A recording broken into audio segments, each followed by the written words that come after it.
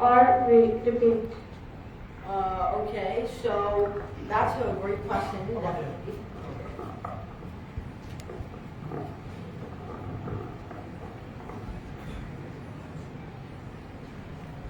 Alright, so this is just my personal explanation or my personal answer on why pi never repeats. Now, of course, you can definitely take a different perspective, but this is what I think. So, of course, when you have a square and the half of the diagonal length is 1, then we have the side length is going to be... Oh, okay. The side length is going to be then the square root of 2 over 2 multiplied by 2. So that means that the side length is going to be around 2. So, then, let's say we have something with more sides, like a pentagon. Then, of course, the area is still rational, but it ends up having more decimal digits. Or for a more satisfying answer, actually, here's why I think pi is irrational. It just has an irrational series expansion. You can, for example, write 2 divided by pi as... You can write 2 divided by pi as the square root of 2 over 2 times the square root of 2 square root of 2 over 2 times the square root of 2, wait, no. This right? No, it's not. It should be times the square root of 2 plus the square root of 2 over 2 times the square root of 2 plus the square root of 2 plus the square root of 2 over 2, and so on and so forth. And of course, each of these are all irrational numbers multiplied to give us another irrational number. Now, there are lots of other explanations you could think of, like, for example, just taking, you can't find any fractional expression just by taking the integral over the length of a circle. So, okay, essentially, there are lots of proofs out there for why pi is irrational. I could probably come up with one off the cuff, but I'm having a little bit of why I think of it right now. Oh, right, okay. So this is what we call Archimedes' method of exhaustion. So let's take a quarter circle over here. Now, we can start by drawing the midpoint of this arc, and then draw 2 sides like this. This is a quarter octagon. So then, this has some fractional area. Then we get another part. So we draw the midpoint of these arcs, and then we draw the lines between them. And this is a quarter of a 16gon. Then we take the midpoint of the arcs that are formed like that, and it just keeps going, and so on and so forth. And the thing is, we've got the sum of all these fractional parts, but these fractional parts just keep getting smaller and smaller and smaller. And it's not like these fractional parts repeat either. So, for example, it's very hard to find a pattern between them, because finding the area of an of 1/4 of an 8gon or an octagon is hard enough. But if we take this to be 1 and this to be 1 as well, gee, you guys know something we can say or something. So it's already hard to find the area of an octagon. I can't do it myself. Not going as planned today. Geez. So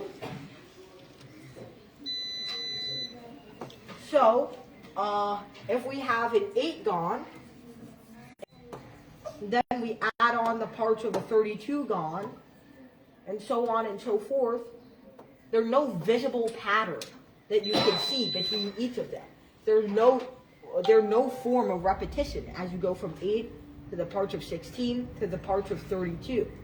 It seems to be different each time without following any sort of formula, which means that eventually, once you add up all of these, then once you add up the area inside all of these, then then it's eventually going to approach. What is wrong with this?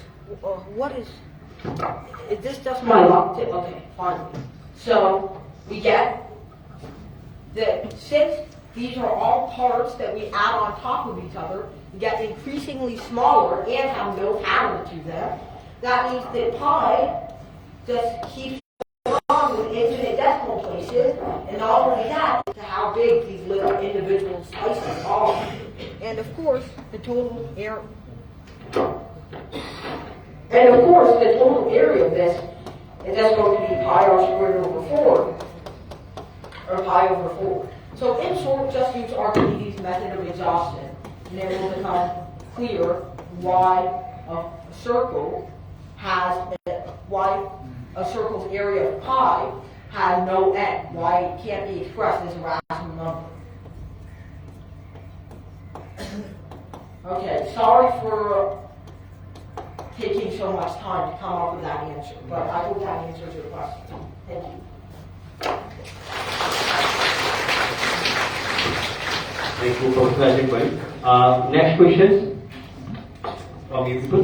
Yeah.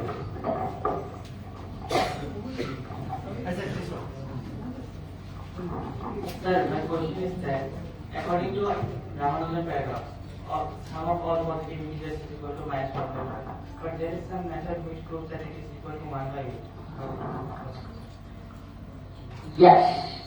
So this is very good that you're doing so much experimentation. This is wonderful, actually.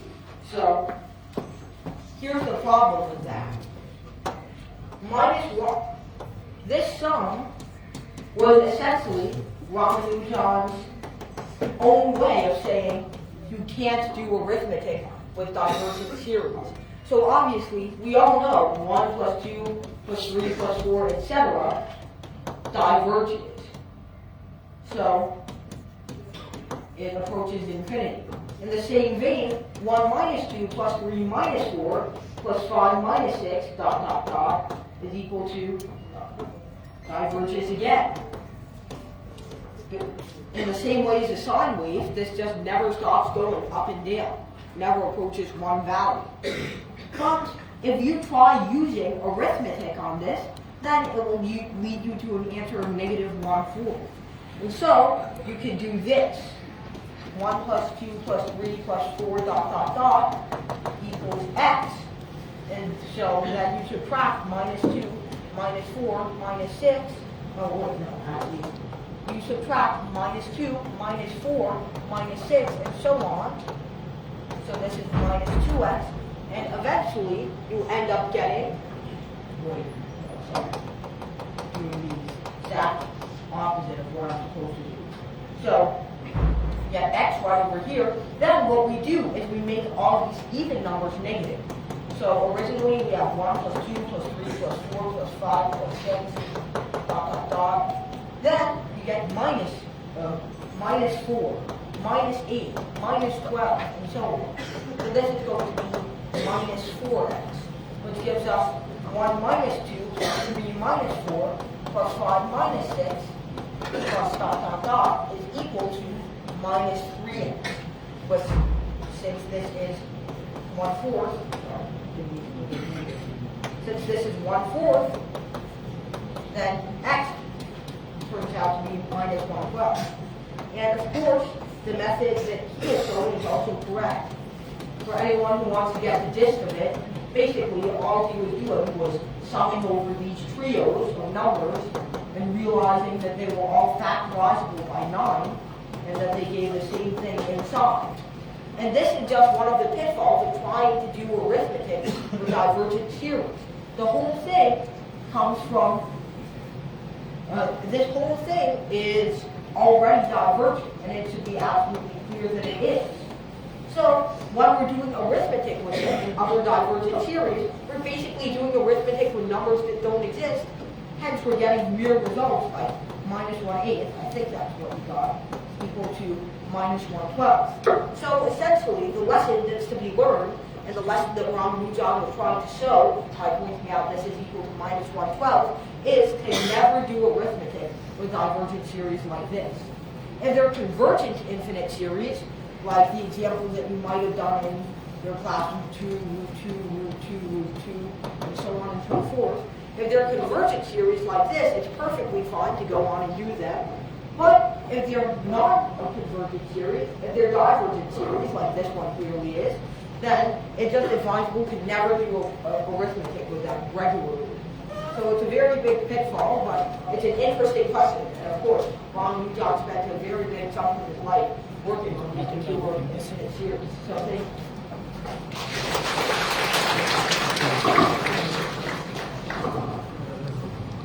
Thank you, Professor Well. Now we great girls.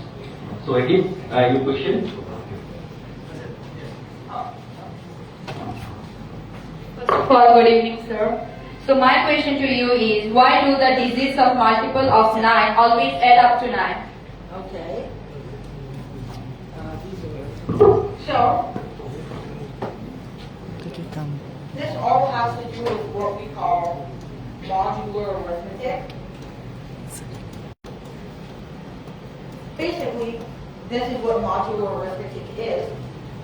Imagine you have some number x, and you're trying to test if it's divisible by 7. Then, what you do is you subtract 7 once. Then you subtract 7 again.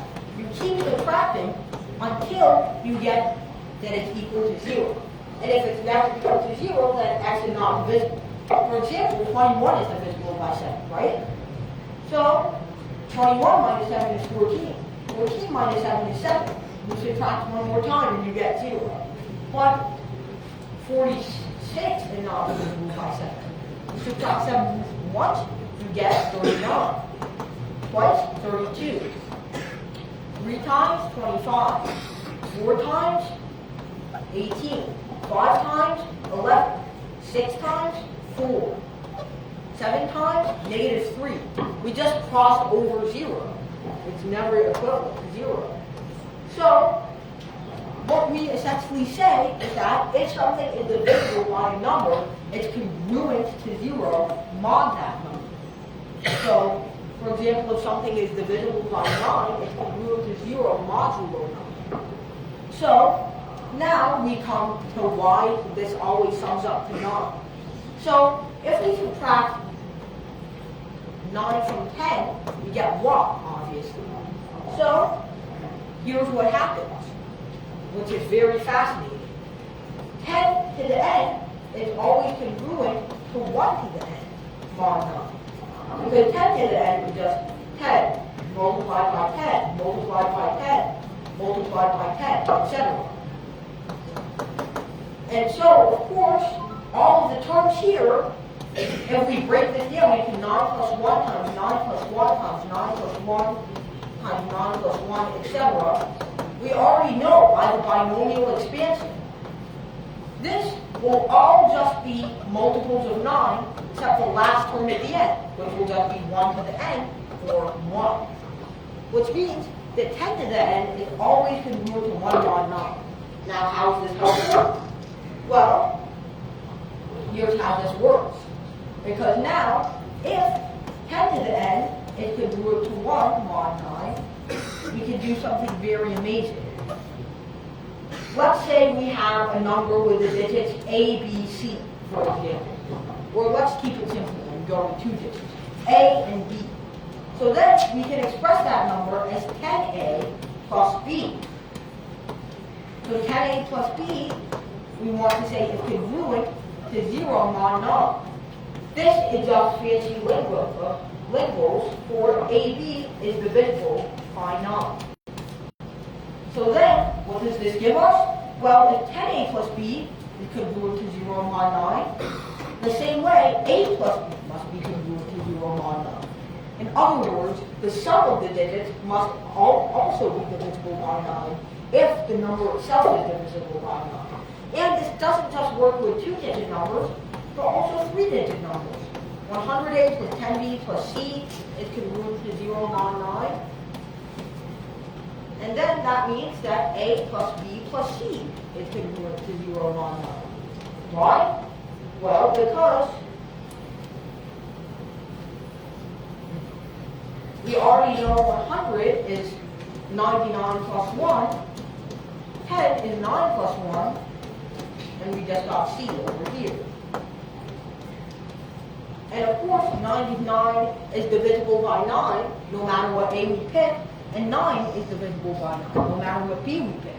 So that means all we're left with for terms that might be non-divisible are A plus B plus C are congruent to 0 on 9. So in other words, no matter what, the sum of any multiple of 9 has to also be a multiple. The sum of the digits of any multiple of 9 also has to be a multiple of 9. So in short, essentially, let's say we have 10 to the n times the first digit. So let's say we have 10 to the n times the first digit, which we'll call d1, plus 10 to the n minus 1, d2, plus all the way to the n, dn, right? So then, let's say this is divisible by 9. What does that mean? Well, that means that we can break it down into, well, we have 9999, however many digits we need. This is n minus 1 digit, and then we add 1, and that gives us 10 to the n. And the same thing happens over here, that we have n minus 2 digits, and so on and so forth until we get divisible by 9. And so, this is divisible by 9, so we can just forget about it. This is divisible by 9, so we can just forget about it, and so on and so forth. And at the end, we get that for the whole thing to be divisible by 9, the sum of the digits itself has to be divisible by 9. So, essentially, that's how it works. It's just a very nice quirk of place value. And actually, the same thing holds true for the number 3. Any multiple of 3 has to have the sum of the digits add up to a multiple of 3 as well. So thank you for the very interesting question.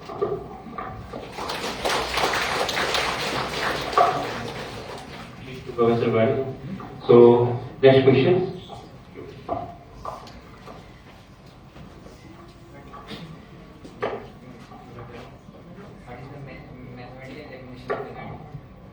The mathematical definition of energy? Well, energy is a physical quantity which is equivalent to the work done on an object. So in mathematics, there's no such concept as force.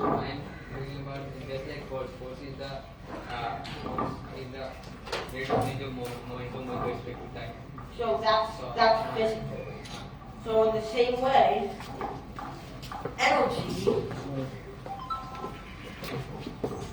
energy physically is just equal to the integral of force over distance. Yeah, that's the mathematical definition. It's just equal to the integral of force done over distance. Thank you. Anything else?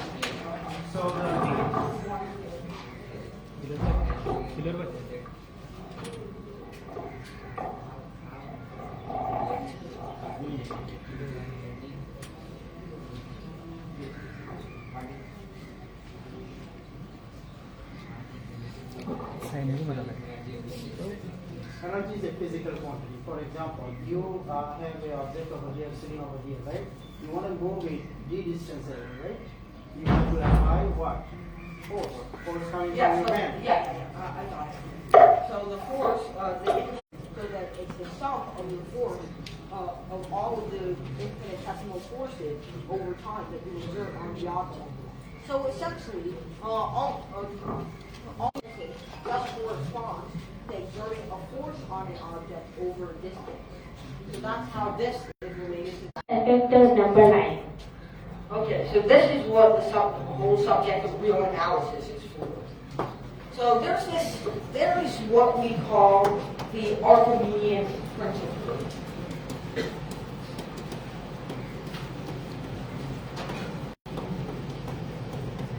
Essentially, it states between any two numbers, there can't be another number. So here's how we actually prove that. it relates to the harmonic series. So it's the series where you have 1, and okay, this is 0, y is 0. So you have a half, 1/3, 1/4, 1/5, 1/6, 1/7, and they just keep getting closer and closer together.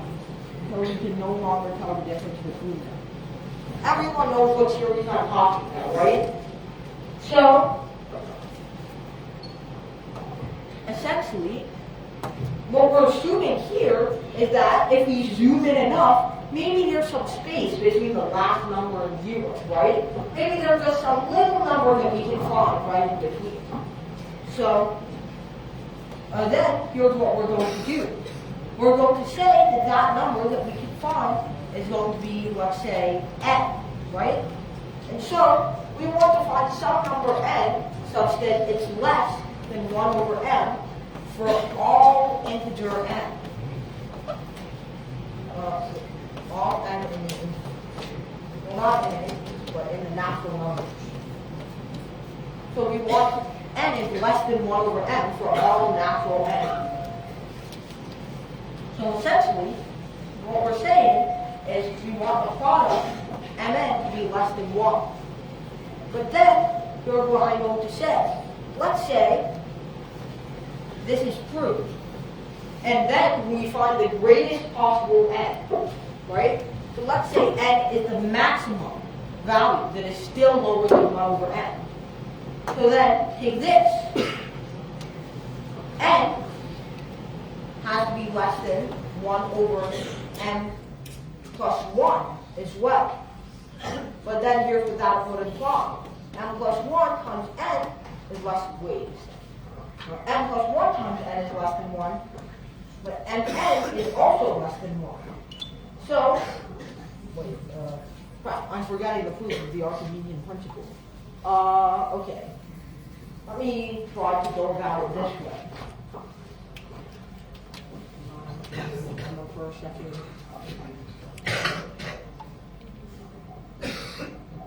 Okay, I think I got it. So, essentially what we're doing is we're assuming that we have 0, and then we have some last number of the harmonic set.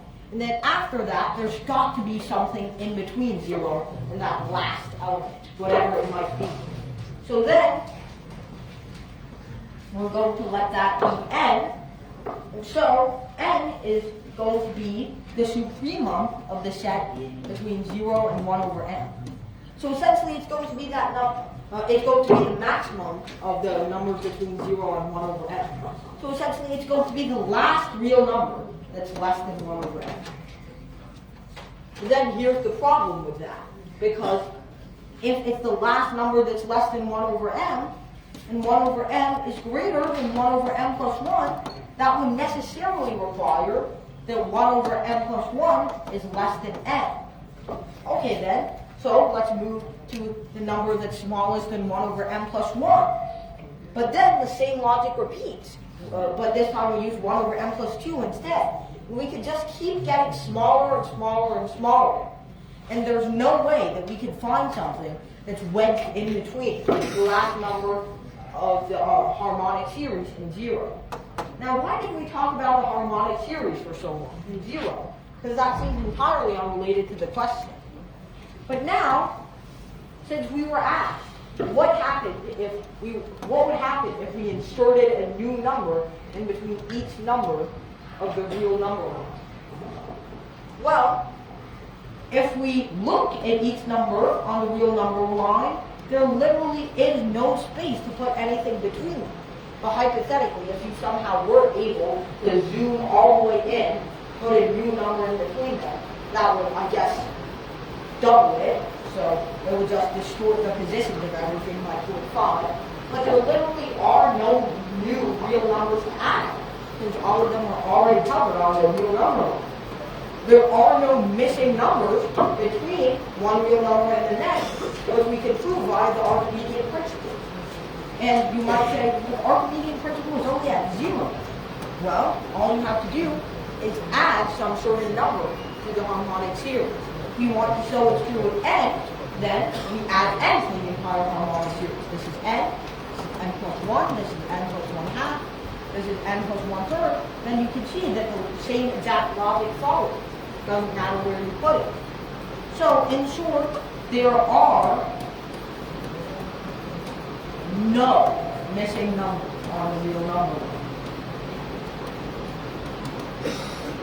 But, hypothetically, if you manage to add one anyway, then it will just add a 0.5 times multiplier to the real number line. I hope it answers the question.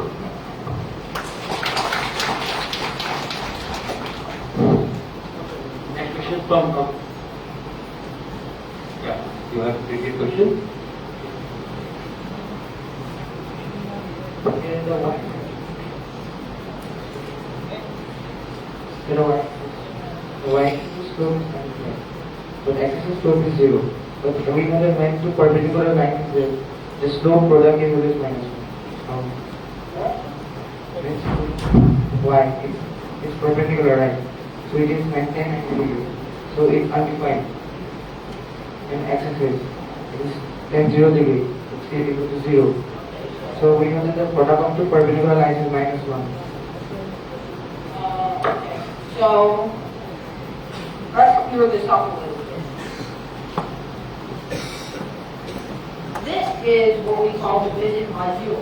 Because it's not inherently that the product is going to be minus 1, but rather, if we have two perpendicular lines, one is going to be this, let's just use MX for simplicity.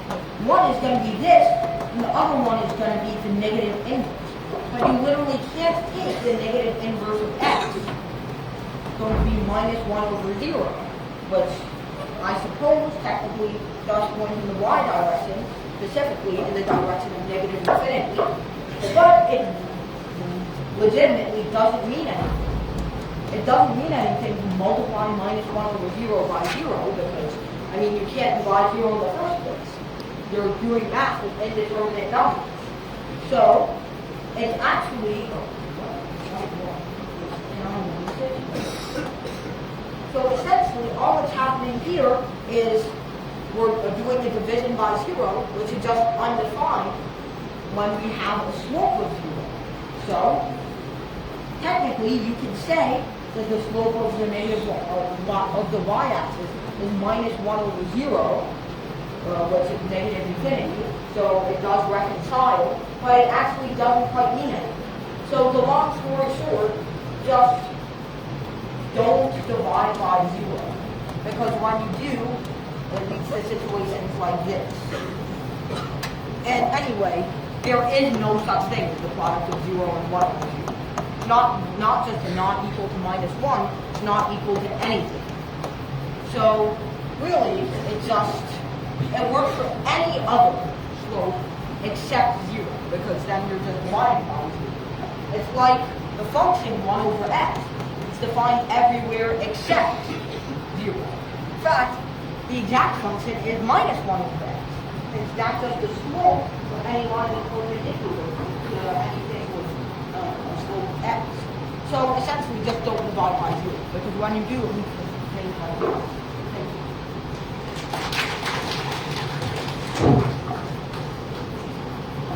Now, thank you, Professor Bari. Any questions from this table?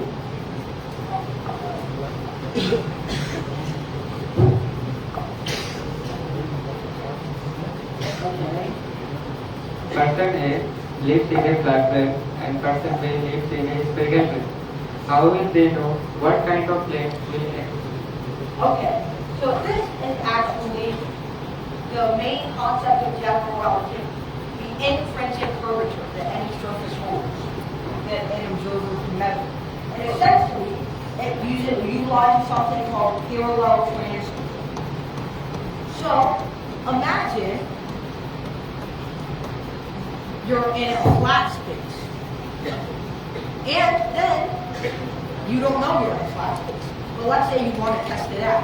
Then you go in a circle. Then you go in a path from point A to point B to point C and all the way back to point A. So this is a circular loop. And now what I'm going to do is at every single point, I'm going to draw the tangent vector. So what does that mean? Well, we have the tangent vector over here, the tangent vector over here, the tangent vector over here, the tangent vector over here, the tangent vector over here. And essentially, why do we care about this? Well, essentially, we want the tangent vector when we finish to be the exact same as the tangent vector we had when we started. And of course it is. When we finish, we are about to travel in this direction again. But when we started, we were also traveling in this direction. So boom, the tangent vectors are the same. But now, let's say I live in a spherical coordinate plane. I try to do the same thing. I try to go from A over to B, over to C, and what I perceive is a triangular path. So I try to go in this direction, to this direction, to this direction, and I see what the tangent vectors are. So at first the tangent vector is like this. But then, when we return home, the tangent vector looks like this. These two literally can't be reconciled. They're completely perpendicular to one another, which means there's some amount of non-zero curvature. Or one more thing you can do is, on a flat plane, let's say you have 3 right angles. You can never connect 3 right angles to make a triangle. A triangle must have 180 degrees. So we have 1 right angle, and then the other 2 points must be less than 1 right angle. But that's not the case on a sphere. If we draw a sphere, then we can have all 3 points be locally right angled. So we can have this point right over here be a right angle. Then we can have this point right over here be a right angle. And finally, we can have this point right over here be a right angle. So essentially, over here, we can have 3 right angles in a triangle, while here we cannot. So the curvature of space, you can technically say, depends on the maximum angle sum of a triangle. But of course, that's not the most reliable way to measure intrinsic curvature. So once again, it mostly depends on parallel transforming and tangent vectors. But if you want, that's a simpler explanation without vectors of how you can tell you're in the first space versus the class. Thank you for the question. Thank you, Professor Bari. Any questions? More questions from this table? Do you have any questions? Very good. Yeah.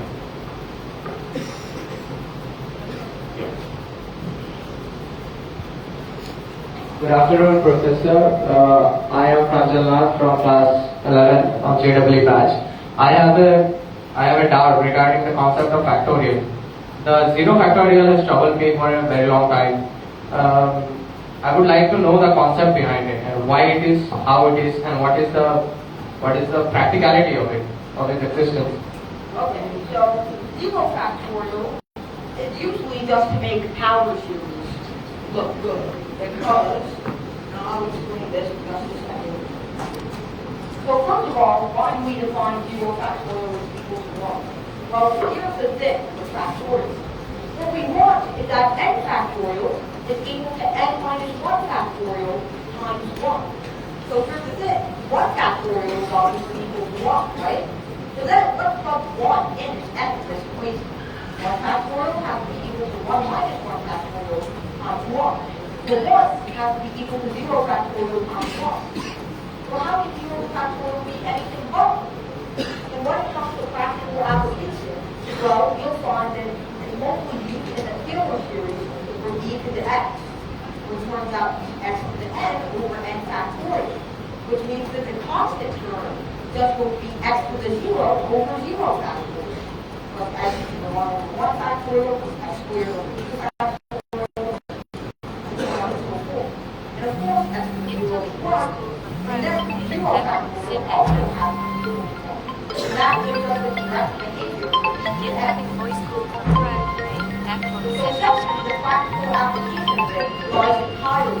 Incoming voice call from And Korean the definition as what? Nobody lies in the definition of the fact Incoming voice call from previous Korean SIM times enter. the current. The previous factor will times the current. Incoming So I voice hope call. that answers your question. Thank you.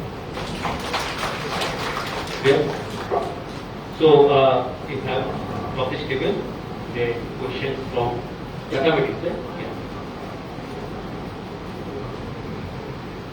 My question is that if there are 100 dots in a plane, all equally spaced, how many number of squares can be formed by 12 unequal How many, 100 dots? okay, how many squares will be formed?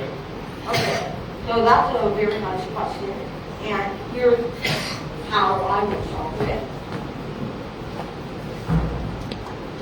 So, of course, at first you would think it's just 100 times 4, plus square half 4 rectangle. Wait, it's only squares, not rectangles. Okay, so 100 dots equally spaced out on the board. So how many squares can we form? Oh, that's a good question. All right. So here's what I'm going to do to solve it. Incoming voice call from Korean Fast. Designer on SIM enter. And of course, everyone wants Incoming voice call from Korean Fast. Designer on SIM enter.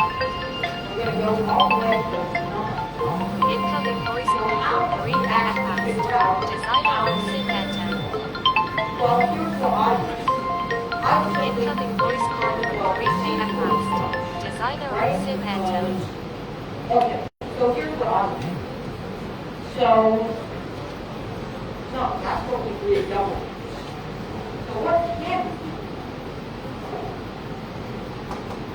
Well, I suppose the only thing we can do is just go bit by bit.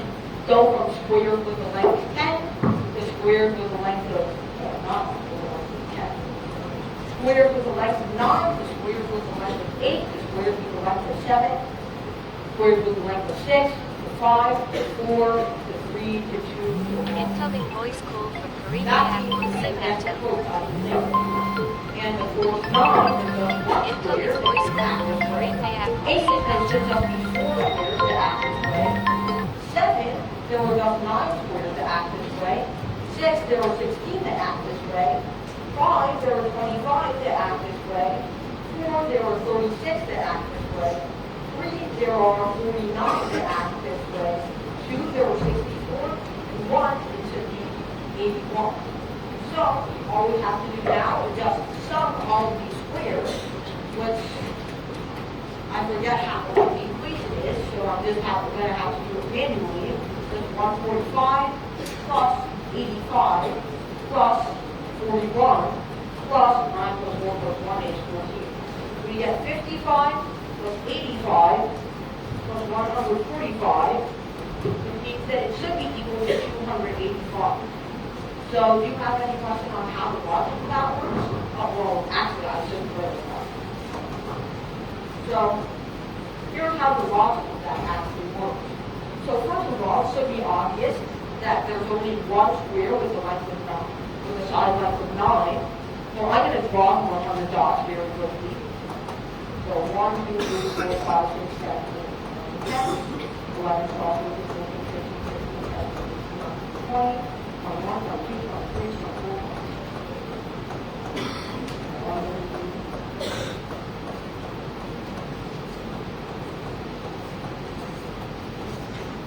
That's 50. 60. 70. 80. 90 and 100 equally spaced. So now it should be pretty obvious how many squares there are with the side length of 9, of course. Way too So it should be pretty obvious there's only one square with a side length of 9. But now, when it comes to squares with a side length of 8, we have 4 reasons. Why? Because we can choose to put it here, We can choose to put it here. We can choose to put it here, or we can choose to put it here. So essentially what I'm saying there is we have 4 choices for what the top left corner can be. So then, for the 7-sided square, we have 9 choices for what the top corner can be. For the 6th left square, we have 16 choices on what the top left corner can be. And so on and so forth. So essentially, it's just a sum of squares problem. It leads to the answer of 285 possible squares. I hope that's correct, and I hope it answers your question. So there is a question from this table. Yeah. The question limits. One plus sign x and a 1 over sign. That's a pretty peculiar limit, but I mean, see. Oh, wait a second. Yeah, that's pretty easy. So, the question that I saw was 1 plus x. 1 plus sign x to the 1 over sign x. Limit is x equals to 2. Now, if you're pretty astute, you would know this is just equal to the limit is x equals to 0 of e sin x. This is just equal to 1, because this is going to be e to the 0, which is 1. Is there anything like this? No. So, this should be correct. Good. Okay, so,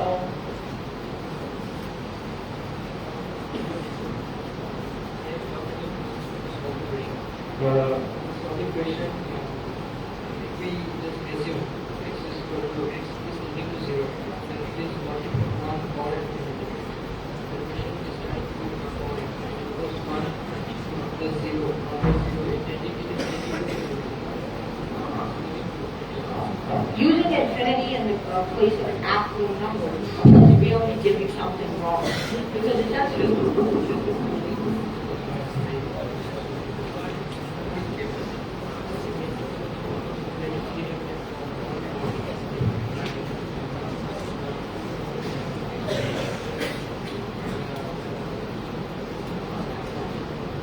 okay, this, no, I've never heard of solving this way.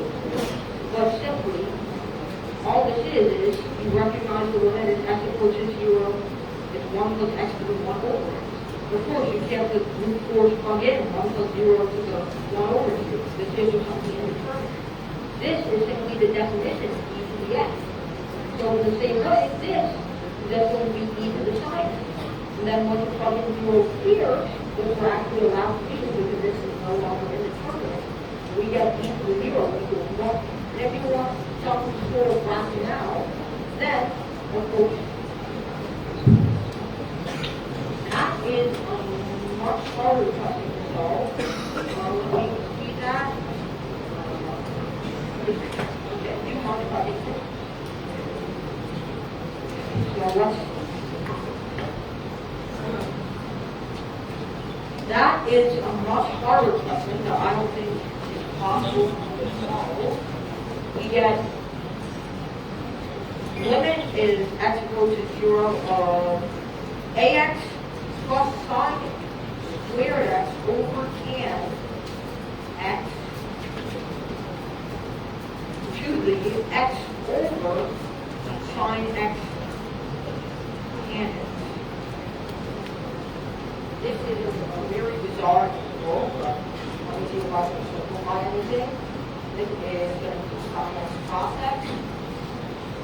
And then x over sine x tan x is going to be x over sine squared x cos x.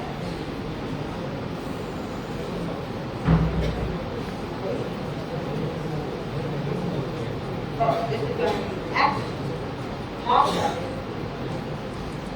over sine squared x. And this is no longer in the form of e, which probably makes it unsolvable. Just to be sure, though, do you have? No, we can't move on. We don't have time. All right. One student, one question. All right then. So I don't think this is solvable. One student, one question. You can't put in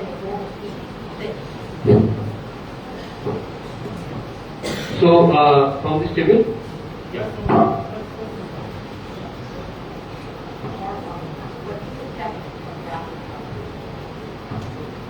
Yeah.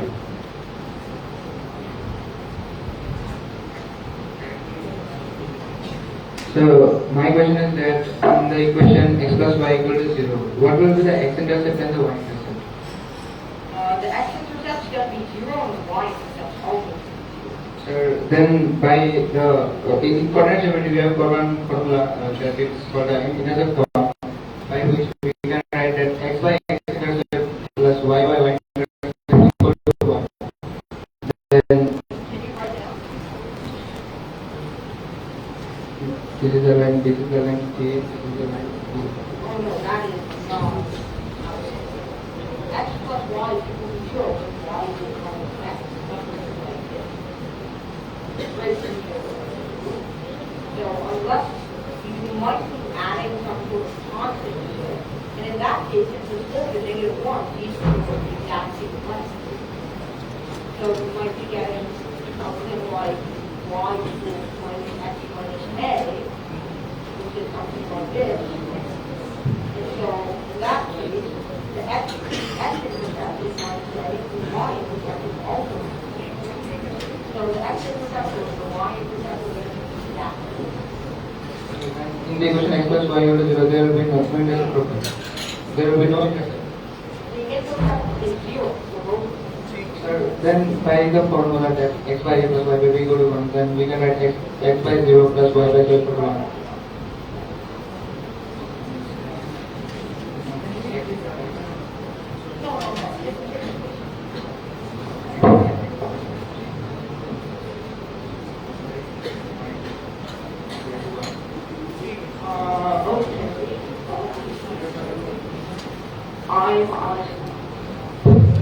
I honestly don't think I've ever seen that before. I teach full intercept before, but this is a pretty let me cut this out.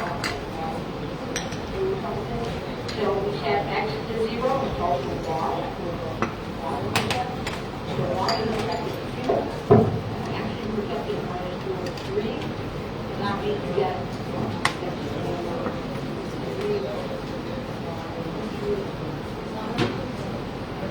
what is this supposed to be? You can't solve this unless I was equation.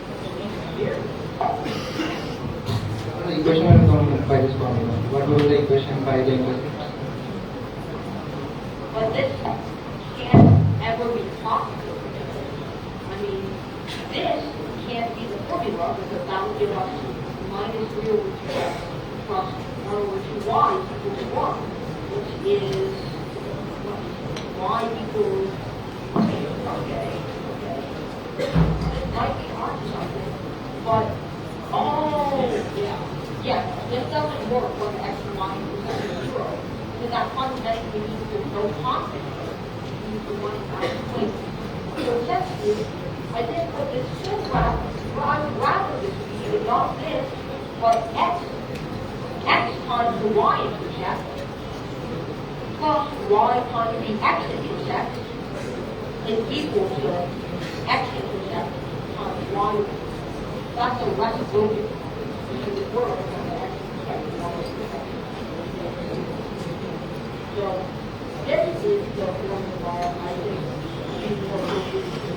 For long story short, it's not short, but just both y, x and y intercept is 0, because then that means there is no constant. It means it's 1. So definitely this is not the x intercept is 0 and y. So you can't use this. It doesn't mean that it's totally wrong anywhere else, but just you can't use it. Is there any other doubt?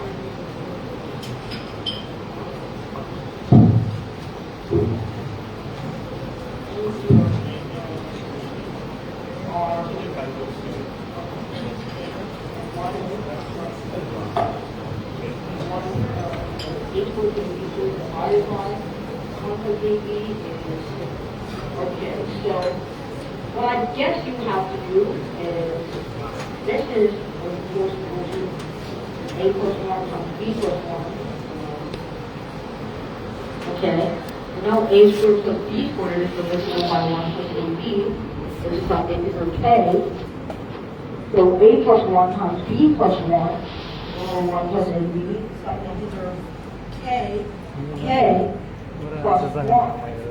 So then what I have to show is that A squared plus B squared divided by, so we have to show A is a perfect square. And how would we be able to do that? Well, what are the criteria for K to be a perfect square? Why is K a perfect square? Well, that would be when I'm pretty sure this is only an integer, but either A or B is equal to 1, and the other one is equal to anything. So what's here? No, okay.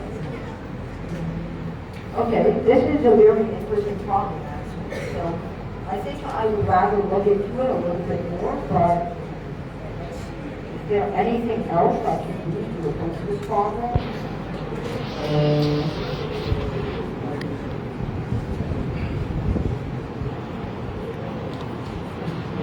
No, not now. I'll look at it later because I can't come up with anything off the top of my head. But I'll definitely keep this in my mind. So A squared plus B squared divided by 1 plus AB has to be equal to some integer K squared. So then, just one more thing that I want to see. So this has to be equal to K squared plus 1. They're always equal to a perfect square.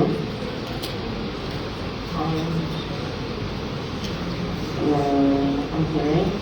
I'm thinking, wait, no, this is the factorized one. Wait, no, oh crap. That's not how it works. Okay. Yeah, no, I don't think I can do this problem right now, but I'll definitely come back. Thank you.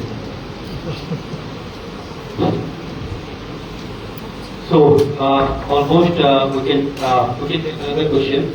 One question, last question. Yeah. Last question. So, have this mind.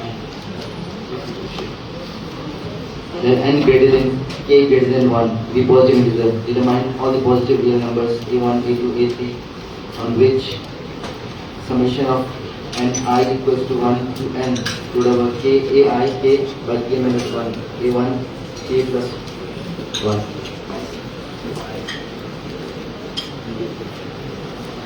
Okay, so this is way too long for you to memorize, so I'm going to just take it out to the board for a second. And let me see. Okay.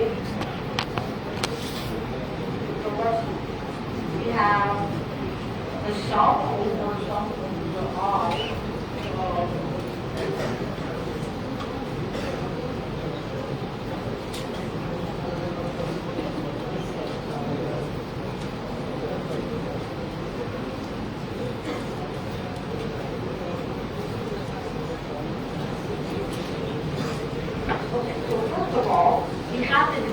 when this is equal to AR. And my guess would be that those terms have to be equal, but I'm not going to get on that just yet. Okay, this is a very tricky problem. Let's see. KA on 6K. So I'm going to try and approach it like this. So we have KAI to the K divided by KAI to the K minus AI to the K plus 1, which gives us square root of 1 plus AI to the K plus 1 over all of this. So this should be equal to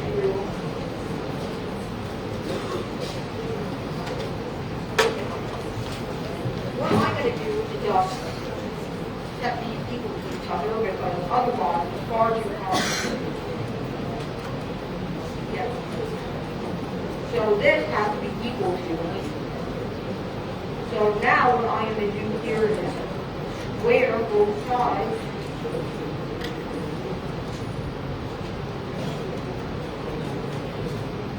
Alright, and now I guess we can multiply both sides of this. So we get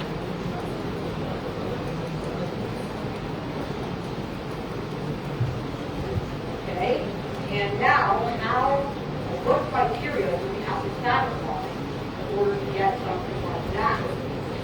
K minus 1 AI minus 2 minus K minus 6. Okay, let's see. So now what I'm going to try and do is, no, we can't factorize it that way.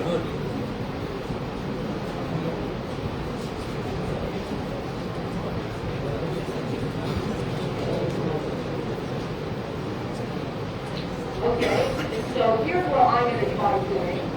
This is going to be equal to, no. Okay, so let's see. Is there anything else we can do? What can we do? How we can get?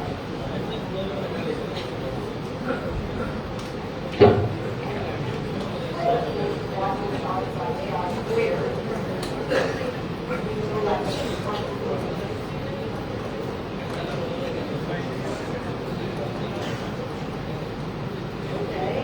Yeah, no, that would bring us back to where we were. So, instead, what can we do to get through this? Well, we want the sequence that actually satisfies this. So, let's see. K does something here. So, how can we find anything that actually does satisfy? So I'm going to divide both sides by the square.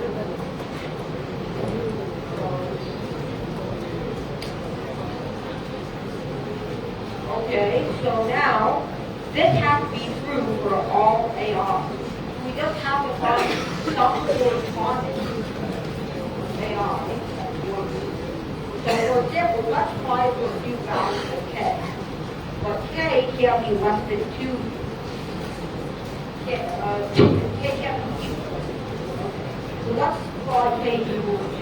Now we get 2 is equal to 1. AI squared plus 1.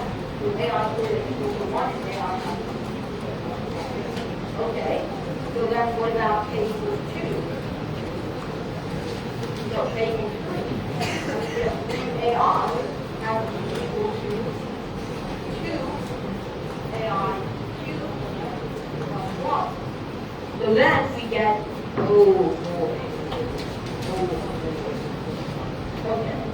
So we might want to factor out AI to the K minus 2. So let's factor out AI to the K minus 2 to get K minus 1 AI squared minus K. Which, and we're just solving for a variable. I gotta make this x just so I'm more familiarized with it. K minus 1 x squared minus K. And this has to be equal to -1. So then this is just the kind of difference of squares. We've got K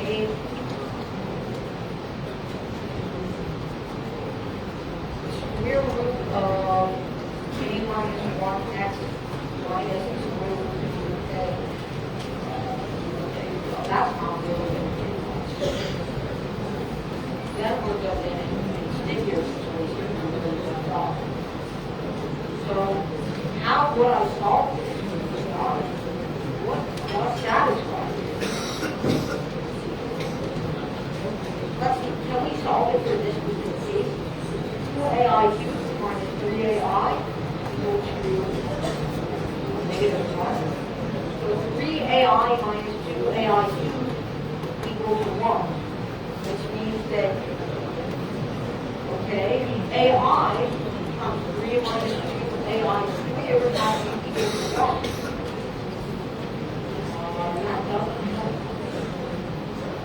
sure AI is supposed to be on here, correct?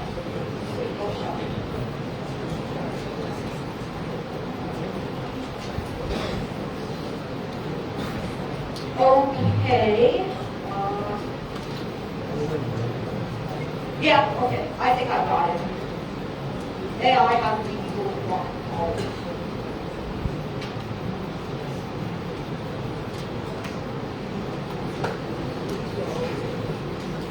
Last question. Right? So, my reading model this is equal to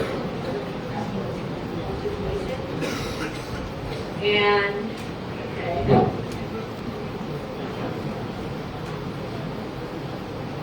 So then all you have to do is square both sides and do a little bit of algebra, or well, something else you can do is just set both sides, use both sides for some value of k, like for k equals 2, but for k equals 1, you can just do the square root of ai divided by 1 has to be equal to AI.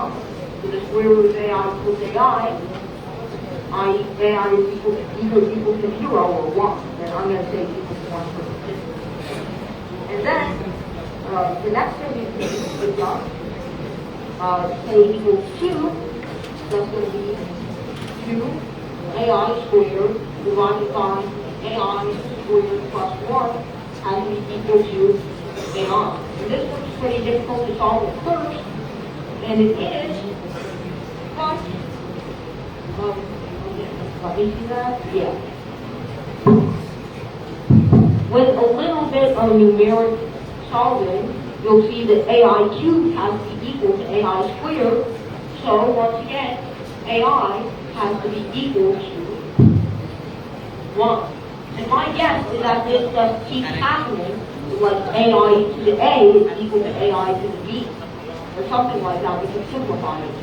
Well, regardless, all you have to do is plug in AI equals 1 over here, and you get the square root of k over the square root of k minus 1 plus 1 is equal to 1. So the square root of k over k is 1. And also, that seems to be the only thing that would fit with this, because the sum of 1 with itself and times is just equal to n. So it seems reasonable that the only way this will work is if AI is always equal to 1. Thank you. It was a nice session, question answer session between the Professor Suborno Isaac Bari and the talented students from the from the Azmal Super 40. So lots of questions being asked and being solved in front of all of us. So it is a nice session we have enjoyed seeing, and I think most of the tough questions being solved. Am I right or wrong? Yeah. So thank you very much. Good luck. You are aspirants for the IITs, that is JEEs. So wishing you all the very best for your JEE exams, and you know the faculty members, the under the Kadir sir is taking a fantastic job in producing the IIT